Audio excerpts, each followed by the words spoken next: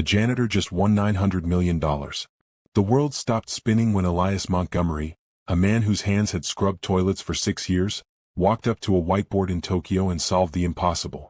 The equation that had humiliated Nobel laureates, shattered the egos of quantum physicists, and brought a tech empire to its knees. He solved it in 8 minutes. But let's rewind. Because the real story? It doesn't start with triumph. It starts with desperation. The digital clock on the wall of conference room A read 47 hours, 12 minutes, 3 seconds. And counting down. Kazuto Takahashi stood at the head of a table so polished it reflected the overhead lights like a mirror. His arms were crossed over a charcoal suit that probably cost more than most people's cars. 52 years old, silver threading through his black hair, jaw carved from stone. His eyes, dark, unreadable, swept across the room with the kind of coldness that made grown men avoid eye contact. Around him sat 12 of the brightest minds on the planet. Mathematicians from Cambridge. Engineers from Stanford. A physicist who'd worked on the Hadron Collider. All of them hunched over tablets, scribbling on notepads, muttering equations under their breath like incantations. And all of them failing. The equation glowed on the wall behind Kazuto, projected in sharp white light. A mess of Greek symbols, quantum variables, and nested functions that looked more like abstract art than mathematics. Beautiful. Terrifying. Unsolvable. Kazuto's voice cut through the silence like a blade. $900 million. No one looked up. They'd heard this speech before. Twice in the last 2 days. That's what this equation is worth. Solve it and it's yours. Fail and... He paused, his gaze landing on the physicist, a woman with gray streaks in her bun and exhaustion painted across her face. And Takahashi Global collapses. My life's work dies. And all of you go home with nothing but the memory of your inadequacy. The physicist flinched. One of the engineers, young American, too confident for his own good, slammed his pen down. This isn't fair, Mr. Takahashi. You're asking us to solve a problem that might not even have a solution. Quantum decay modeling at this scale with variables we can't even measure. Kazuto's eyes snapped to him. The young man's words died in his throat. Fair? Kazuto's voice dropped an octave. You think the world is fair? My father built this company from nothing. He survived wars, recessions, betrayals that would have destroyed weaker men. And when he handed it to me, do you know what he said? Silence. Kazuto's jaw tightened. The memory burned like acid in his chest. He said I was too soft, too weak, that I'd destroy everything he built within a decade. He turned to face the equation, his reflection ghostly in the glass wall beside it. He's been dead for 3 years. And now, because of one failure, one miscalculation in our AI architecture, his prediction is about to come true. Unless someone in this room proves they're smarter than my dying company. The room felt smaller, colder. One of the Cambridge mathematicians cleared her throat. Sir, with respect, we've run every known algorithm. We've tried brute force computational modeling. We've consulted with. Then you're not smart enough. The words landed like a slap. Kazuto walked to the window, 30 floors above Tokyo's glittering skyline. Below, the city pulsed with life.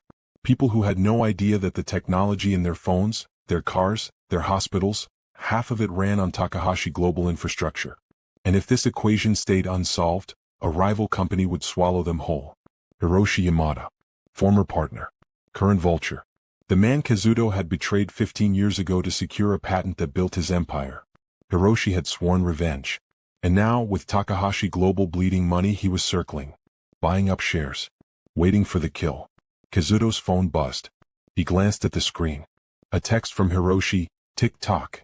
His grip tightened until his knuckles went white. Behind him, someone muttered, I need a break. Kazuto didn't turn around. The clock doesn't take breaks. But even as he said it, something gnawed at him. A feeling he hadn't experienced in years. Fear. Not of failure. He'd failed before. But of irrelevance. Of becoming exactly what his father predicted. A man who couldn't hold on to greatness. Pathetic. All of you.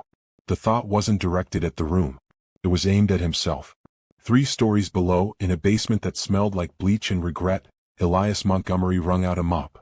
The janitorial closet was barely 6 feet wide. A single flickering bulb overhead. Shelves lined with industrial cleaners, their labels faded and peeling. A rusted sink in the corner where Elias filled his bucket every morning at 6 a.m. The water always ran cold. He didn't mind. Cold water kept him awake. Kept him present. kept him from drifting too far into the past. Elias was 38, though his eyes carried the weight of someone much older. His skin was deep brown, his hair cropped short, flecked with early gray at the temples. He wore the same navy blue uniform every day, janitor printed in white across the back, and moved through the building like a ghost. Invisible. Forgettable. Exactly how he wanted it. He set the mop against the wall and opened his locker. Inside, taped to the dented metal door, was a photograph. Creased at the edges. Faded from years of being touched, stared at, whispered to. Camille. She was laughing in the photo. Head thrown back, eyes crinkled. One hand reaching toward the camera as if to pull him into the moment. Her hair was natural, big and beautiful, framing her face like a halo. She wore a yellow sundress. He remembered that day. The park. The way she'd insisted on taking pictures even though he hated cameras. "You're too serious, Elias," she teased. "Smile. Just once. For me." He'd smiled. And she'd captured it. That photo was taken 3 months before she died. Elias exhaled slowly, his chest tightening.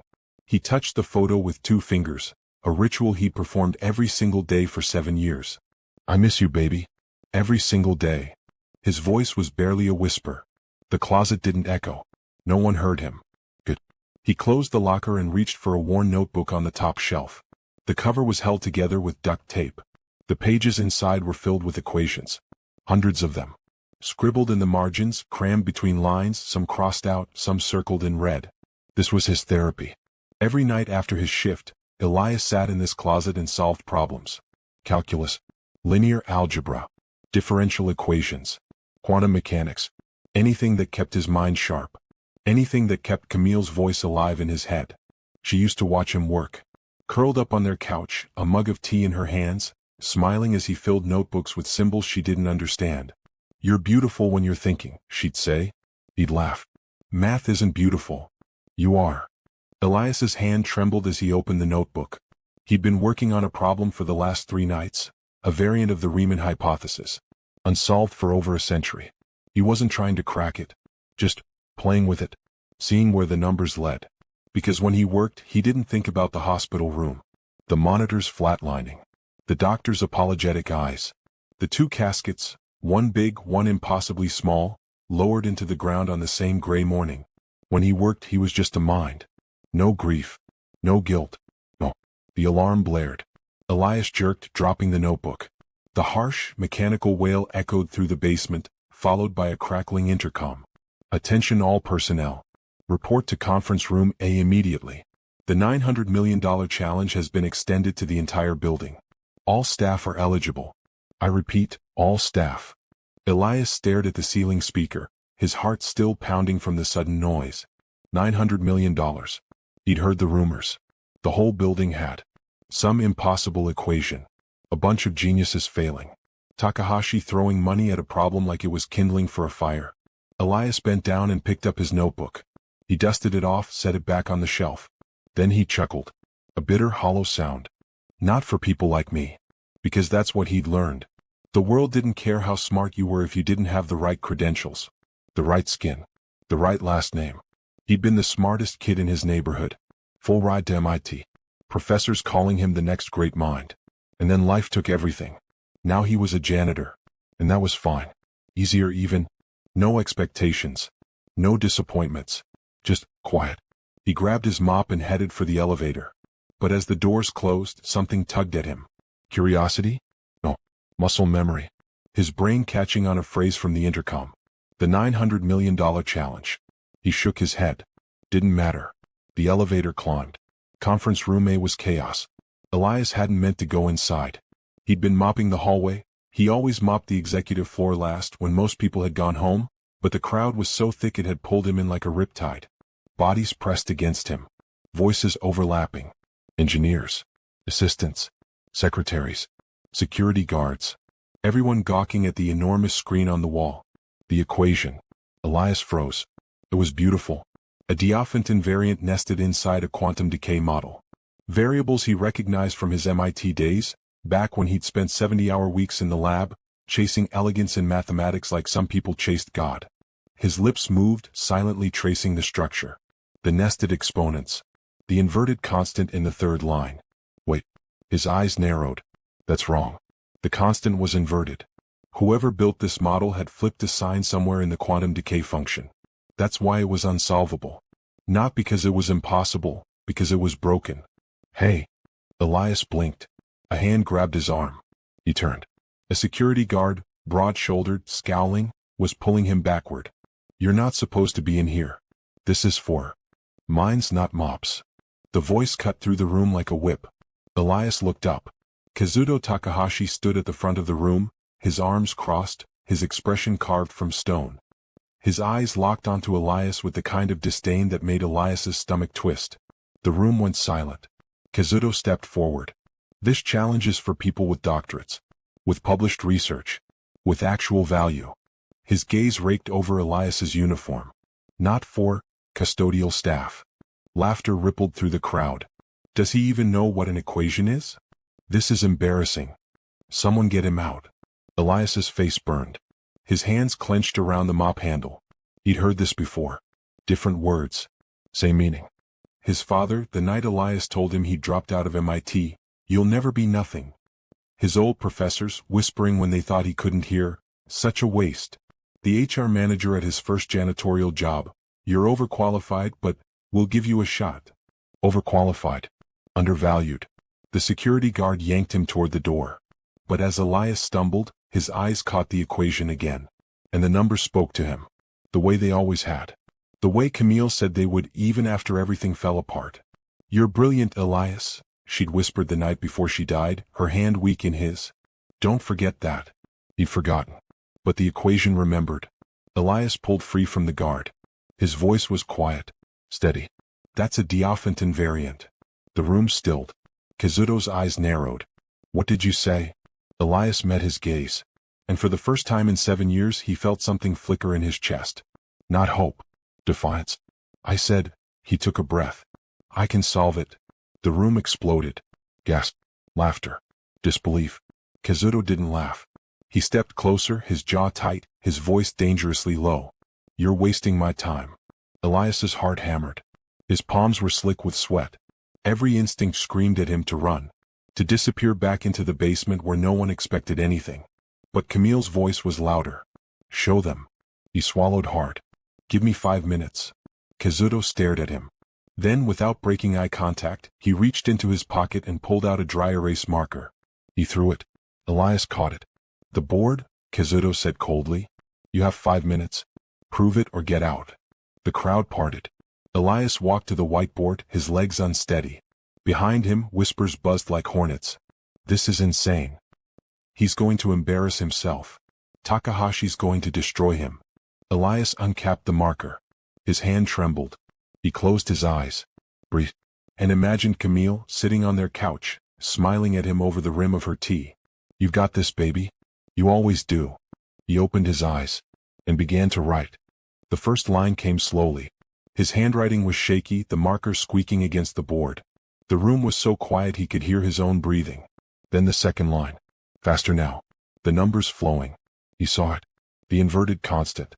The flaw in the quantum decay model. The reason every brilliant mind in this room had failed, they'd assumed the equation was correct. But it wasn't. It was broken. And Elias knew how to fix it. He wrote faster. Symbols spilling across the board. Greek letters. Exponents. A correction in the third line. A recalibration in the fifth. His mind was a machine, clicking through steps he'd practiced 1,000 times in notebooks no one would ever read. Behind him, the murmurs stopped. Someone whispered, "Wait. Is he?" Elias didn't hear them. He was gone. Lost in the math. In the only language that had never lied to him. Kazuto stepped closer. His eyes tracked every line, every number. His jaw tightened. His hands curled into fists. "Impossible," he muttered. But it wasn't. Elias stepped back. His chest heaving. The marker dropped from his hand, clattering to the floor. On the board, the solution stared back at him. Clean. Elegant. Undeniable. He turned to face the room. His voice was hoarse. "The answer is 7.349 times 10 to the 12th. Your AI model was failing because you inverted the quantum decay constant in your third-order differential. Fix that and the architecture stabilizes." Silence. Kazuto grabbed his tablet. His fingers flew across the screen inputting the numbers. His face went pale.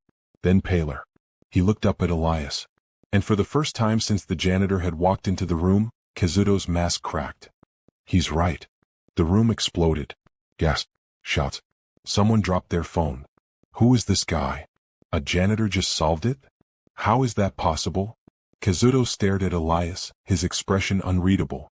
Fury and awe and something else, something raw, flickering in his eyes. He stepped forward. Close enough that Elias could see the lines around his mouth.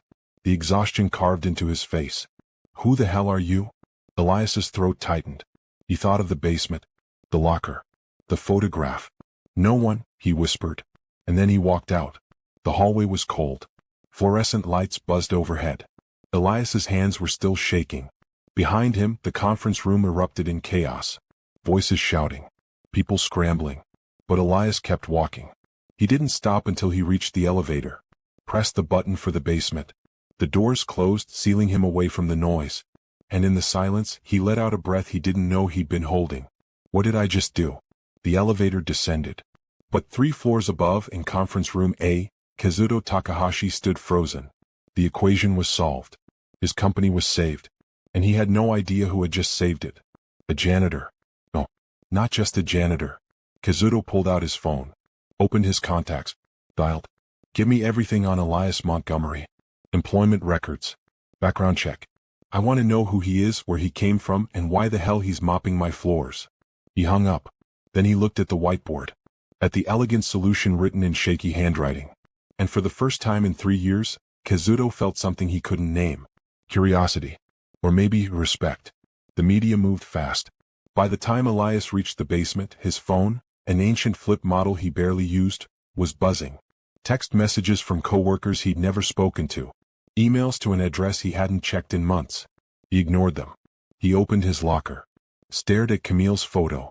I don't know what I just did, he whispered. But I think I made a mistake. Because people were going to ask questions now. Dig into his past. Want to know why a man with his mind was cleaning toilets. And he didn't have answers. Or rather, he had one answer. And it hurt too much to say out loud. I gave up.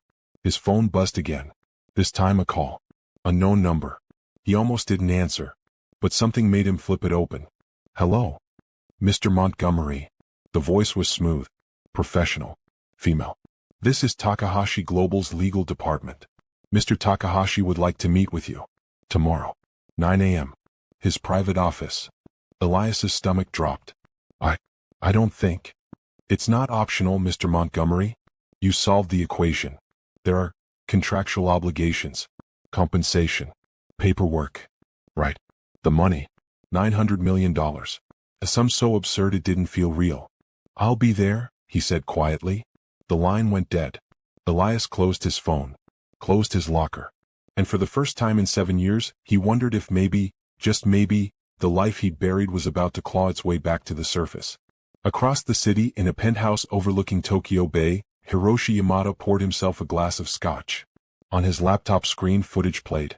Security camera feed from conference room A. A janitor solving an equation in 8 minutes. Hiroshi smiled. So, he murmured, swirling his drink. Kazuto's got himself a genius in a janitor's uniform. He picked up his phone. Dialed. I want everything on Elias Montgomery. And I mean everything. If he has skeletons, I want to know where they're buried. He hung up. Then he raised his glass to the screen. Tick-tock, Kazuto. You might have won this round. But the game's just started. He drank. And in the reflection of the window, his smile was razor-sharp. Back in the basement, Elias sat on the floor of the janitorial closet, his back against the wall. He opened his notebook. Stared at the equations he'd been working on the night before. They seemed small now. Pointless. Because the world knew. And once the world knew what you could do, it never let you hide again. He thought of Camille. Of the promise he'd made at her grave. I'm done trying to prove I belong. But maybe the universe had other plans. Elias closed the notebook. And for the first time in 7 years he let himself wonder. What if? The money hit Elias's account at 9:47 a.m. $900 million.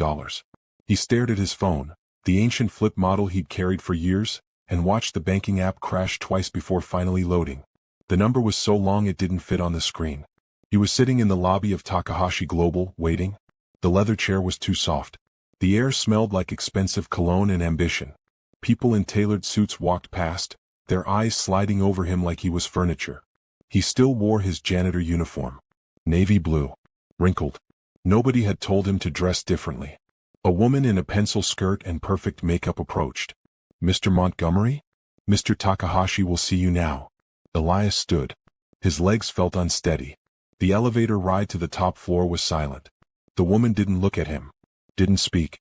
Just pressed the button for the penthouse and stepped back, her hands folded in front of her like a soldier at attention. When the doors opened, Elias stepped into a space that didn't feel real. Kazuto Takahashi's office was all glass and steel. Floor-to-ceiling windows framed Tokyo like a painting, skyscrapers glittering in the morning sun, the city sprawling endlessly below. The desk was black marble, polished to a mirror shine. No clutter. No personal items. Just a laptop, a single pen, and a crystal glass half filled with something amber. Kazuto stood by the window, his back to the door. He wore a charcoal suit, perfectly tailored, his hands clasped behind him. He didn't turn around. Close the door. Elias did. The click echoed. Kazuto's voice was calm. Measured. "Do you know what it feels like to be humiliated in front of the world?" Elias said nothing. 12 of the brightest minds on the planet couldn't solve that equation. "I spent 47 hours watching them fail. And then you," he turned. His eyes were dark, unreadable. "A janitor walked in and solved it in 8 minutes. Elias met his gaze. "I didn't mean to embarrass you. And yet you did." Silence stretched between them. Kazuto walked to his desk, picked up the glass, swirled the liquid inside. "I had you investigated." Elias's chest tightened. "MIT. Full scholarship. Published 2 papers before you were 23. Professors calling you the next Ramanujan." Kazuto took a sip. "And then you vanished. Dropped out. No explanation. No forwarding address." He set the glass down. "Why?" Elias's jaw clenched. "That's not your business." "It is when you're working for me." "I'm not working for you. You paid me. We're done." Kazuto's expression didn't change. "I want you to work for me. Chief Innovation Officer. Name. Your price." Elias blinked. "What?" "You heard me. Name your price. 10 million a year? 20? More?" Kazuto leaned against his desk, arms crossed. "You solved an equation that saved my company. Imagine what you could do with resources. Team. No limitations." Elias shook his head. "I don't want your job." "Then what do you want?" "Nothing. Just give me the money and let me go." Kazuto's eyes narrowed. "You don't want recognition? Fame? The chance to change the world?" "No." "Why?" "Because," Elias's voice cracked. He stopped. "Breathe. Because the world took everything from me. I'm done trying to prove I belong." The words hung in the air. Kazuto stared at him. And for the first time, something shifted in his expression. The cold mask cracked just slightly. "I understand that feeling." Elias looked up, surprised. Kazuto turned back to the window. "My father built this company from nothing. He survived wars. Rebuilt after every failure. And when he handed it to me, he said I was too weak to keep it alive." His voice was quiet, almost bitter. "He's been dead for 3 years. And every day I fight to prove him wrong.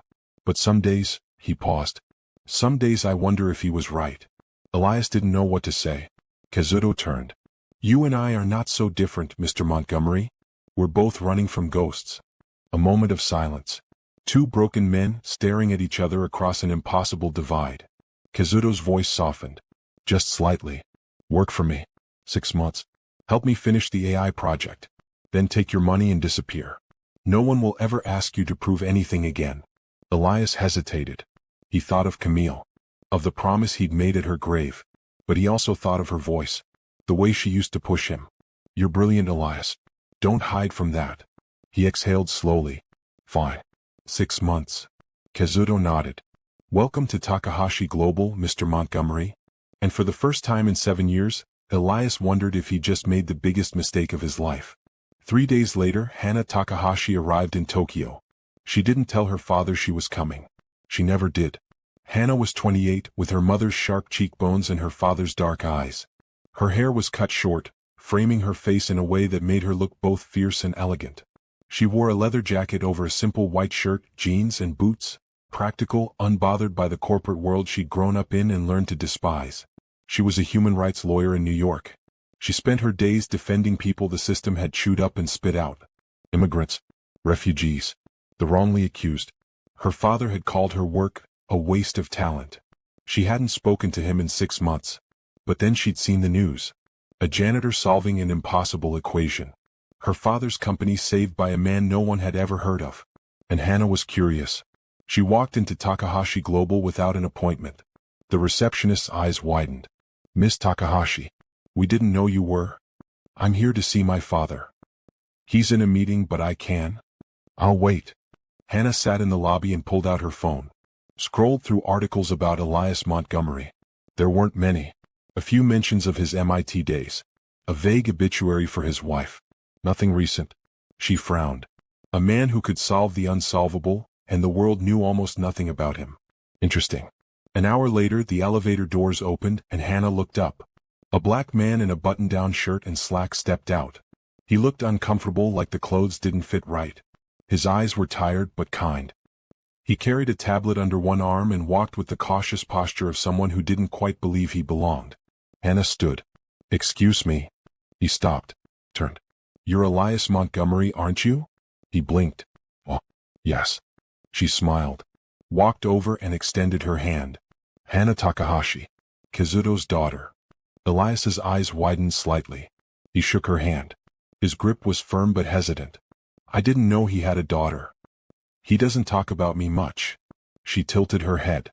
"You're the janitor everyone's talking about." Elias's jaw tightened. "Former janitor." "Right. Sorry." Hana's smile didn't fade. "That's incredible, though. My father never respects anyone. You must have really shaken him." Elias looked away. "I don't know about that. Trust me. If he hired you, you shook him." There was a pause. Hana studied him. Up close, she could see the exhaustion carved into his face. The way his shoulders hunched slightly, like he was trying to make himself smaller. "Have you eaten?" she asked suddenly. Elias blinked. "What? Lunch? Have you eaten?" "Because I'm starving and I don't know anyone in this city anymore." She grinned. "Come on. I'll buy." He hesitated. I have work. My father can wait. Come on." And before Elias could protest, Hana was already walking toward the elevator. He followed. They ended up at a small ramen shop 3 blocks from the tower. The kind of place with plastic stools, chipped bowls, and a menu written entirely in Japanese. Hana ordered for both of them. Elias sat across from her, still looking uncomfortable. "So," Hana said, resting her chin on her hand. "MIT prodigy. Janitor. Now Chief Innovation Officer. That's quite a journey." Elias stirred his ramen. "It's not that simple. It never is." She waited. Didn't push. After a long moment, Elias spoke. "I had a wife, Camille. She died 7 years ago. Childbirth. Our daughter didn't make it either." Hana's smile faded. I couldn't stay in that world. The labs. The equations. It all reminded me of her. She used to sit and watch me work. She'd say I was beautiful when I was thinking." His voice cracked. "After she died, I couldn't think anymore. So I stopped." Hana's chest tightened. "I'm sorry. Everyone's sorry." Elias looked up. His eyes were wet. "But sorry doesn't bring them back." Hana didn't look away. "No, it doesn't." Silence settled between them. But it wasn't uncomfortable. It was understanding. "My mom left when I was 10, Hana said quietly. "My father's coldness. His obsession with work. She couldn't take it anymore. And I don't blame her. But it still hurt." Elias watched her. "He's not a bad man," Hana continued. "He's just broken. And he doesn't know how to fix it. So he builds companies instead." "Sounds lonely." "It is." Hana's voice was soft. "For both of us." Their eyes met. And something shifted. Not love. Not yet. But recognition. 2 people who understood what it meant to carry ghosts. They talked for hours. About MIT. About New York. About the weight of expectations and the terror of failure. Hana made him laugh. Really laugh. For the first time in years. And Elias listened when she spoke about her work, her frustrations, the cases that kept her awake at night. When they finally left the shop, the sun was setting. Tokyo glowed in shades of orange and pink. Hana stopped on the sidewalk. Turned to him. "Thank you." "For what?" "For being honest. Most people aren't." Elias smiled. A real smile. "You too." She hesitated. Then stepped closer. "I know this is forward, but if you ever need someone to talk to, Someone who isn't my father, I'm around. He nodded. I'd like that. They stood there for a moment. Too long. Long enough that the air between them felt charged. Hannah broke the silence. I should go. Yeah. Me too. But neither of them moved.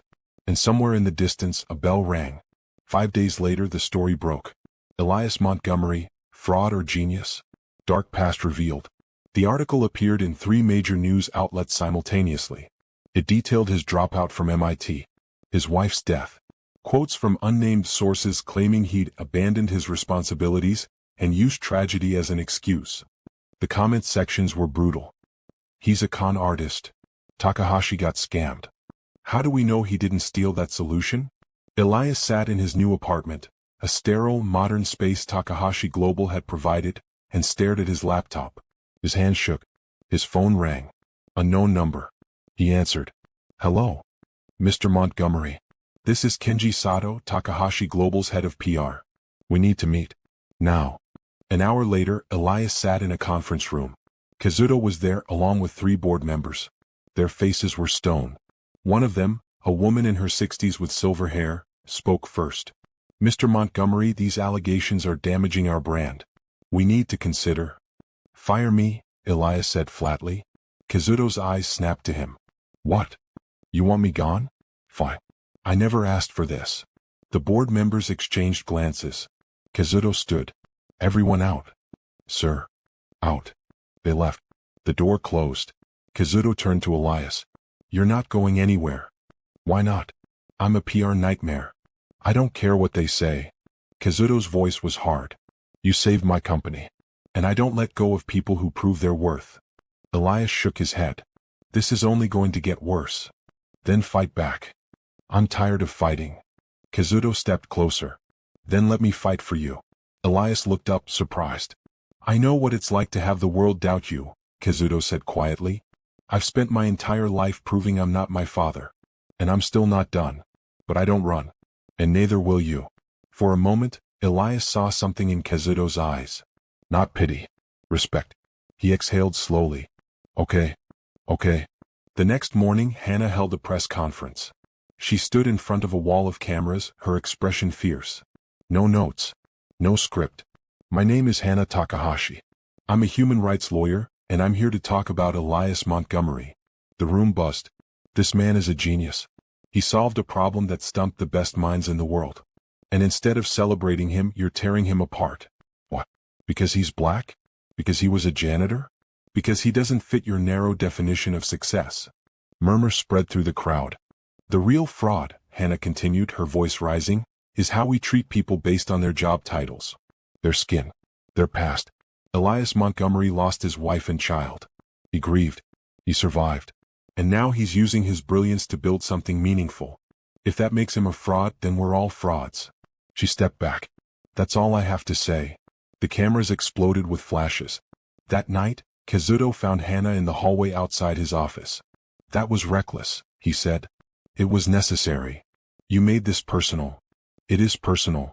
Hannah's eyes blazed. You're just like them, father. You see worth only in what people can give you, not in who they are. Kazuto's jaw tightened. That's not fair. Isn't it? Hannah stepped closer. When was the last time you asked me how I was doing? When was the last time you cared about anything other than this company? Silence. Hannah shook her head. I came here because I thought maybe, just maybe, you'd changed. But you haven't. She walked away. Kazuto stood alone in the hallway. And for the first time in years he felt something crack inside him. Shame. 2 weeks passed. Elias and Hannah worked together on the AI project. Late nights in the lab. Coffee at 2 a.m. shared meals over blueprints and code. She made him laugh. He made her think. One night they were alone. The city glowed outside the window. Hannah was leaning over a monitor, her hair falling into her face. Elias reached out, almost unconsciously, and tucked a strand behind her ear. She looked up. Their faces were inches apart. Elias, she whispered. He pulled back. I can't. Why not? Your father would destroy us both. Hannah's eyes searched his. I don't care what he thinks. I do. She stepped closer. Why? Because, Elias's voice broke. Because I can't lose someone again. Hannah's expression softened. She reached up, touched his cheek. You won't. He closed his eyes, leaned into her hand, and in the glass reflection behind them, Kazuto stood in the hallway watching. His face was unreadable. Hiroshi Yamada's office smelled like leather and expensive cigars. He sat behind his desk, a phone pressed to his ear. I don't care what it costs. I want the AI code. And I want Takahashi broken. On the other end, a voice crackled. We have someone on the inside. But it'll take time. Time is something Takahashi doesn't have. Hiroshi hung up, smiled. Then he dialed another number. Mr. Montgomery? We need to talk. Elias stood in a hotel suite an hour later. Hiroshi sat across from him, pouring scotch. $2 billion, Hiroshi said. Elias blinked. What? 2 billion. In exchange for the AI code. And your silence. I'm not. Think about it. Hiroshi leaned forward. 2 billion could change everything. You could fund research. Start your own company. Finally move on from your past. Elias's chest tightened. Why are you doing this? Because Kazuto Takahashi destroyed me 15 years ago. And now I'm going to return the favor. Elias shook his head. I'm not helping you. Are you sure? Hiroshi's smile was sharp. Because Kazuto will never see you as an equal. To him you'll always be the janitor. The charity case. The words hit harder than Elias wanted to admit. Hiroshi stood. Think about it. You have 48 hours. He left. Elias sat in the empty suite, staring at nothing. Is Hiroshi right? That night, Kazuto received a call from his head of security. Sir, we found the leak. Someone's been sending AI specs to Yamada Industries. Kazuto's blood ran cold. Who? We're still tracing it. But the access logs, they point to Montgomery's account. Kazuto's world tilted. No. He stood, grabbed his coat, and drove to Elias's apartment. When Elias opened the door, Kazuto shoved past him. Did you sell me out? Elias froze. What? The AI code. Someone's been leaking it to Hiroshi. And all signs point to you. I didn't. Don't lie to me. Kazuto's voice was raw. I trusted you. I defended you. And this is how you repay me. I didn't do it, Elias said, his voice shaking. You really think I'd do that? I don't know what to think anymore. They stood there, two men who'd almost trusted each other, now tearing apart. The door burst open. Hannah stood in the doorway, her eyes wide. What is wrong with both of you? Kazuto turned. Stay out of this. No. Hannah stepped between them. You're both so caught up in your own pain that you can't see what's happening. Hannah. Someone's setting Elias up. And you're too blind to see it. Kazuto stared at her. Then at Elias. And for the first time doubt crept in. What if I'm wrong? But before he could speak, his phone buzzed. A text from Hiroshi. Tick-tock, Kazuto. 48 hours. Kazuto's jaw clenched. The game wasn't over. It was just beginning. The truth was buried in lines of code. Elias sat in his apartment at 3 a.m, his laptop screen casting blue light across his face. His fingers moved across the keyboard like a pianist playing a familiar piece. Muscle memory from his MIT days, when he'd spend entire nights debugging algorithms and hunting for patterns in data. He'd been awake for 22 hours. But sleep wasn't an option. Not when Kazuto thought he was a traitor. Not when Hannah looked at him with doubt flickering in her eyes. Not when everything he'd rebuilt was crumbling again. The company's servers were supposed to be impenetrable. Military-grade encryption. Layered firewalls. But Elias had helped design parts of the system over the past 6 months. He knew where the cracks were. It took him 4 hours to get inside. And another 3 to find what he was looking for. Access logs. Timestamps. IP addresses. Someone had been downloading AI specifications for weeks. Sending them in encrypted packets to an external server registered to Yamada Industries. But it wasn't Elias's account. The breach had been masked to look like it came from his login credentials. Sophisticated. Almost perfect. Almost. Elias traced the digital fingerprints backward. Through proxy servers. Rerouted connections. False trails designed to lead nowhere. But whoever had done this had made one mistake. They'd logged in from inside the building. From a terminal on the executive floor. Elias pulled up the physical access records. Cross-referenced them with the breach timestamps. And there it was. A name that made his stomach drop. Kenji Sato. Kazuto's assistant. The man who brought him coffee every morning. Who scheduled his meetings. Who had access to everything. Elias stared at the screen, his heart pounding. He grabbed his phone. Started to call Kazuto. Then stopped. If he was wrong, he'd destroy an innocent man's life. If he was right, he needed proof Kazuto couldn't deny. Elias saved the files to an encrypted drive. Then he closed his laptop and headed for the door. He had a confrontation to plan. Kenji Sato lived in a modest apartment in Shibuya, 20 minutes by train from Takahashi Global Headquarters. Elias waited across the street, watching the building. The sun was just starting to rise, painting Tokyo in shades of pale gold. At 7:15, Kenji emerged, suit and tie, briefcase in hand, walking toward the subway station. Elias stepped into his path. Kenji stopped. His eyes widened. Montgomery-san. I didn't expect. We need to talk. Kenji's smile was polite. Practiced. Of course. But I have a meeting at 8, so perhaps. It's about the AI code you've been selling to Hiroshi Yamada. The smile vanished. Kenji glanced around. The street was nearly empty. Just a few early commuters. I don't know what you're talking about. Elias pulled out his phone. Held up the screen. I have access logs. Timestamps. Your terminal. Your fingerprints all over the breach. Kenji's jaw tightened. He took a step back. Why? Elias's voice was quiet. Why would you do this to him? Kenji's expression shifted. The polite mask cracked, revealing something bitter underneath. You really don't understand, do you? He laughed, sharp and humorless. You walk in here, a janitor, and in 6 months you're chief innovation officer. You solve one equation and suddenly you're indispensable. That's not. I've worked for Kazuto Takahashi for 8 years. Kenji's voice rose. 8 years of 70-hour weeks. Of canceling plans. Of putting his needs above everything. And what do I get? A salary. A title. A pat on the head when I'm useful. Elias said nothing. Hiroshi Yamada offered me a future, Kenji continued. A real future. Not as someone's assistant, but as a partner. He sees potential in me. Kazuto only sees a tool. So you betrayed him. I survived. Kenji's eyes were cold. Something you should understand, Montgomery-san. You did the same thing. You ran away when things got hard. The words hit harder than Elias expected. Kenji straightened his tie. You have no proof that will hold up in court. It's your word against mine. And I've been loyal to Takahashi Global for 8 years. Who do you think they'll believe? Elias reached into his pocket. Pulled out a small recording device. I think they'll believe this. Kenji's face went white. Elias had been recording since the moment Kenji stepped onto the street. You confessed. Elias finished. Every word.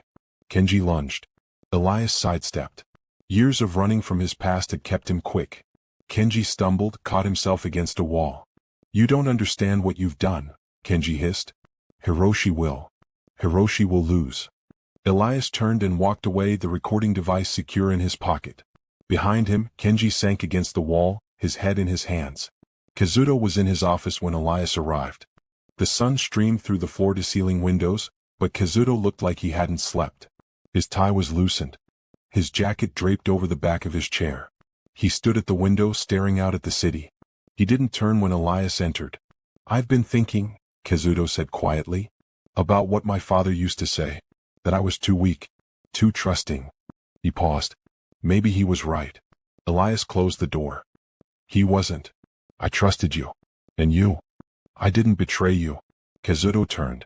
His eyes were hard. Then who did? Elias held up the recording device. Kenji Sato. Your assistant. He's been working for Hiroshi for months. Kazuto stared at the device. Then at Elias. Kenji? Listen. Elias pressed play. Kenji's voice filled the office. His confession. His bitterness. His justification. Kazuto listened in silence. His expression didn't change. But his hands, resting on the desk, slowly curled into fists. When the recording ended, Kazuto sank into his chair. 8 years, he whispered. I trusted him for 8 years. Elias set the device on the desk. I'm sorry. Kazuto looked up. You're sorry? I accused you. I called you a traitor. His voice cracked. I was wrong. Silence stretched between them. I'm sorry, Kazuto said again. This time the words were raw. Genuine. I accused you without proof. I let my fear control me. Elias nodded slowly.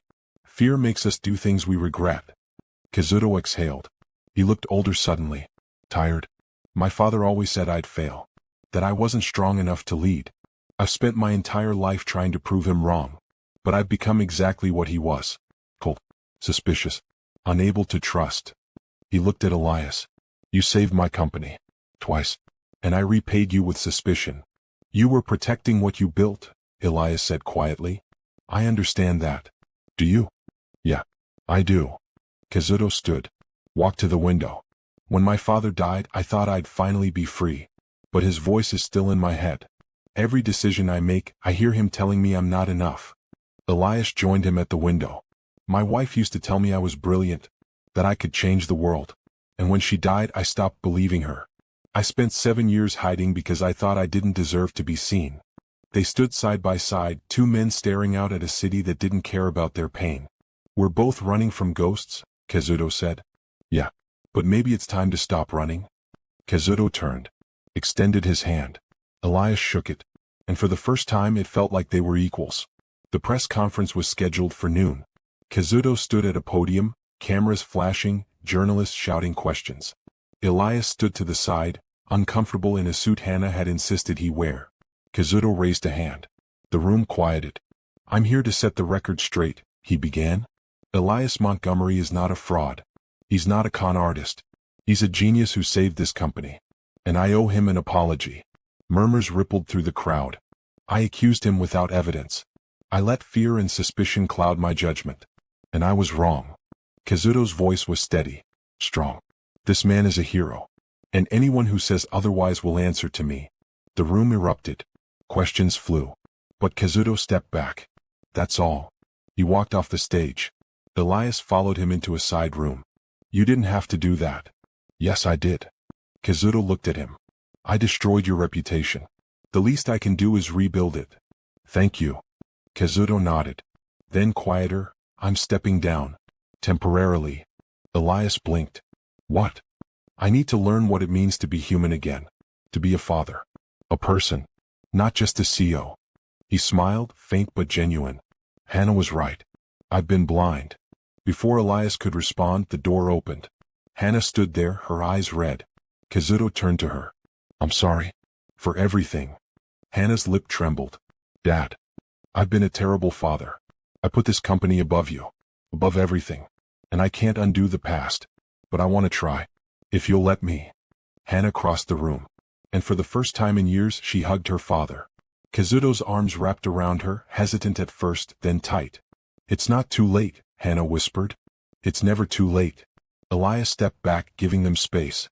But Kazuto looked over Hannah's shoulder. His eyes met Elias's. If you love her, Elias, prove you're worthy. Not to me, to yourself. Elias's chest tightened. Kazuto pulled back from Hannah. Now go. Both of you. Finish the AI. Save this company one more time. Hannah smiled through her tears. Yes, sir. 48 hours later, Hiroshi Yamada made his move. He'd quietly bought up shares of Takahashi Global over the past 6 months. And now, with Kazuto's reputation shaken, the board was vulnerable.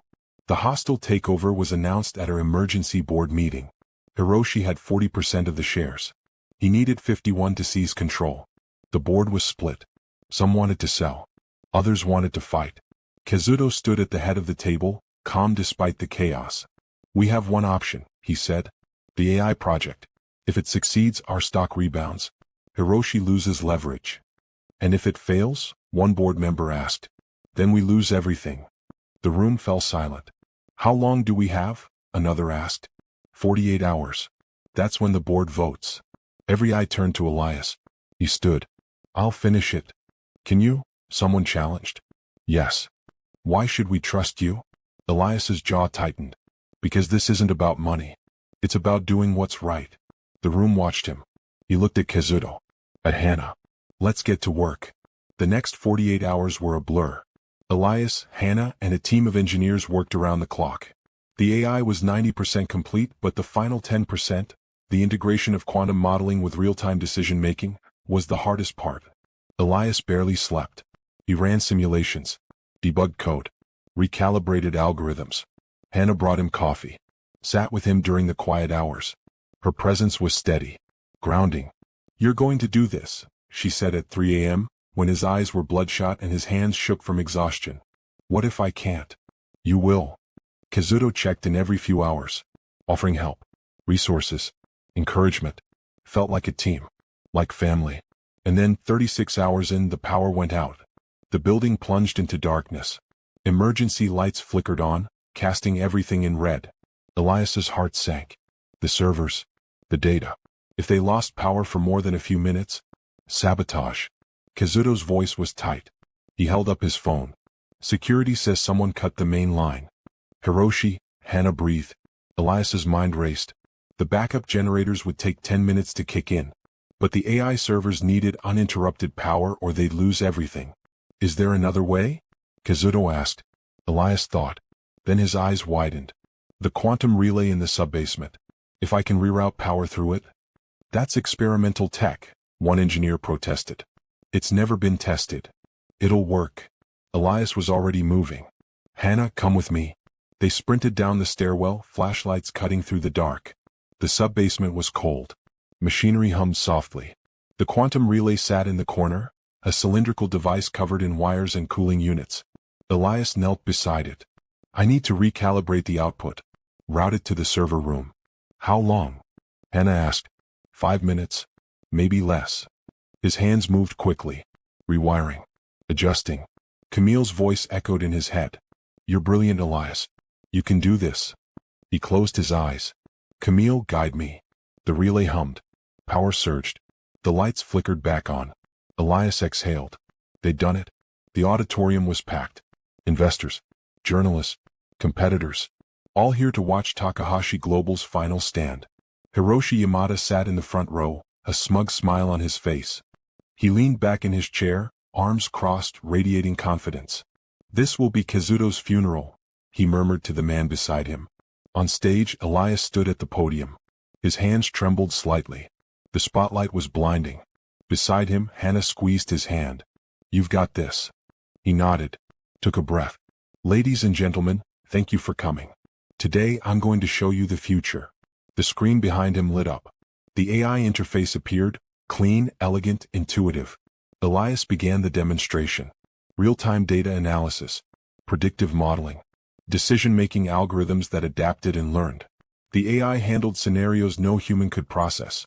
Medical diagnostics, climate modeling, financial forecasting. All simultaneously, all flawlessly. The room was silent. Then someone gasped. The AI predicted a market shift 30 seconds before it happened. What? On screen. The crowd erupted in applause. Elias stepped back, his heart pounding. Hiroshi's smile faded. On the trading floor, Takahashi Global stock soared. Hiroshi's shares plummeted. He stood abruptly. Tried to leave. But security blocked the exit. Kazuto stood from his seat in the back. Walked down the aisle. He stopped in front of Hiroshi. You lose. Hiroshi's face twisted with rage. This isn't over. Yes, Kazuto said quietly. It is. Hiroshi was escorted out. The room cheered. But Kazuto turned to the stage. His eyes met Elias's. He mouthed 2 words. Thank you. Elias nodded. Then Kazuto spoke into a microphone. This was Elias Montgomery's victory. Not mine.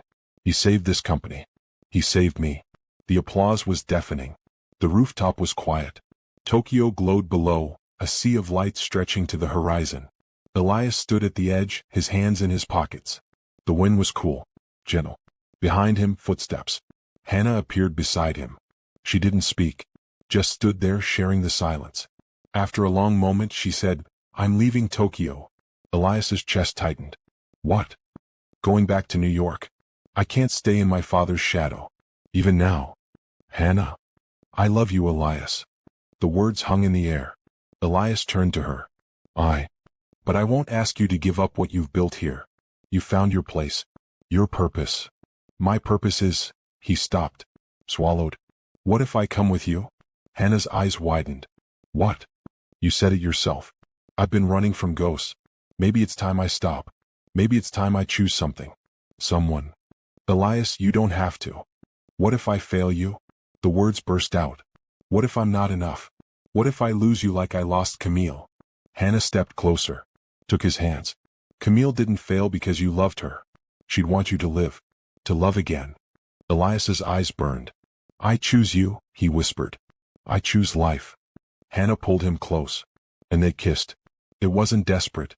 It wasn't rushed. It was gentle. Healing. A promise. When they pulled apart, Hannah smiled. So you're coming to New York? Yeah. I'm coming to New York. 6 months later. The nonprofit was small. A renovated brownstone in Brooklyn. Inside, 12 kids sat at desks working through math problems. Elias walked between the rows, answering questions, offering encouragement. At the front of the room, Hannah taught a lesson on civil rights law. It was chaotic. Beautiful. Exactly what they dreamed of. A young black girl raised her hand. Mr. Montgomery? I finished the problem. Elias walked over. Looked at her work. She'd solved a calculus problem that most high schoolers struggled with. He smiled. You did it. Her face lit up. I did it. You sure did. The door opened. Kazuto stepped inside, looking slightly out of place in jeans and a sweater. Elias grinned. You made it. I promised, didn't I? Kazuto looked around. This is incredible. Hannah hugged him. Thanks for coming, Dad. I'm proud of you both. After class, the three of them sat on the front steps, watching the kids leave with their parents. I finally understand, Elias said quietly. Camille's legacy isn't in my pain. It's in what I build next. Kazuto nodded. My father was wrong. Strength isn't about never falling. It's about getting back up. Hannah leaned against her father's shoulder. You both figured it out. They sat in comfortable silence. And for the first time in years, Elias felt whole. They said he was just a janitor. A nobody who mopped floors and kept his head down. But Elias Montgomery proved the world wrong. Not with money. Not with fame. With heart. He'd lost everything. And found it again. Not in equations or accolades, but in love. In purpose. In the quiet moments when a child's eyes lit up with understanding. Camille would have been proud. And somewhere in the space between memory and hope, Elias felt her smiling. You did it, baby, he whispered. The wind carried his words away. But he knew she heard them. Because some love never dies. It just transforms. Into something beautiful. Something worth living for. And as the sun set over New York City, Elias Montgomery, former janitor, genius, survivor, finally understood. He wasn't running anymore. He was home.